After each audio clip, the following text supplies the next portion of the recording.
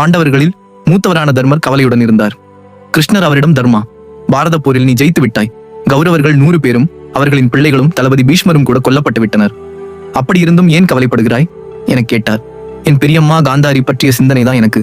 பார்வையற்ற கணவனுக்காக தன் கண்களை கட்டி கொண்ட அவள் பிள்ளைகளை எல்லாம் இழந்து நிற்கிறாள். வயிறறிந்து அவள் எங்களை சபித்தால் பலித்து விடுமே என்று கவலைப்படுகிறேன் என்றார். கிருஷ்ணரும் அதை ஏற்றுக்கொண்டு காந்தாரியை காணச் சென்றார். கண்களை கட்டியிருந்தாலும் அவள் கிருஷ்ணர் வந்திருப்பதை உணர்ந்து வரவேற்றாள்.